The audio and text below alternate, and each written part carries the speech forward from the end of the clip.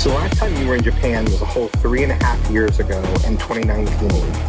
How have things been since then? It doesn't feel like it's been 3 years since I was last in Japan. It feels like it's been about 1 year, and I think that's kind of been the same story for everyone. We were all DJing on Twitch for a year, which was kind of a crazy experience, and then slowly everything finally started opening up again. And I know Japan's been a little bit far behind with opening things up and letting international DJs in, so I'm so excited to finally be back here and playing again, and I hope everyone else is looking forward to it too. Including vacation, we hear this is your 5th time in Japan. What are your favorite things about Japan?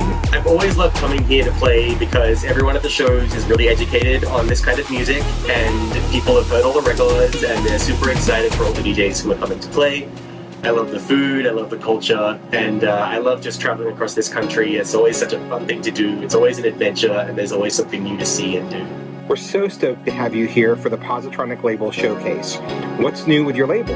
What keeps you busy? So Positronic is a stepping stone label to the big league labels like Anjuna and Armada and Enhance and all the other labels out there that are doing great things, and we always wanted to give people a leg up in the industry, so it was a way to give people a chance to get their music heard, and then if they start to do some bigger scale records, we send them on to the right places. So we just celebrated our 50th release very recently, and we're really excited about what's next. Tell us about the release of your Starflght EP that's linked for the store. We hear you've involved some Japan-based artists as well. The Starflght EP is a collection of 3 tracks that I wrote throughout the course of last year and was testing out constantly on the road at my shows and festivals and things like that. The title track Starflight was inspired by some of the first images from the James Webb Space Telescope, and being a big space geek has always been a big part of my music. I love space and the universe, and I'm always trying to paint the stars with my music. And then for this particular tour, we decided to get some Japan artists involved as well.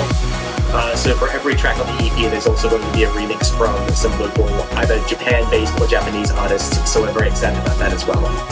As someone who's been involved with both playing at and producing a number of outdoor festivals, what are your predictions for the future of the party and festival scene? I think we're finally getting to a point where all of this partying and DJing and festivals, all that kind of thing feels normal again, and that makes me very happy. And I think we are in a time where making music has never been more accessible to new producers, so we're seeing an explosion of new tracks. There's so many new records coming out every day around the world, and I think we're getting to a point now also where the whole scene feels a little bit more familiar to everybody now than it used to be. We've all been partying and going to raves for a long time, and the nightclub scene in particular is something that we all live and breathe and that we're always going to need. So I think it's moving away from being this new kind of crazy, exciting thing, and more into something that is just an everyday part of our lives, and music is better than ever, and it's only going to get better.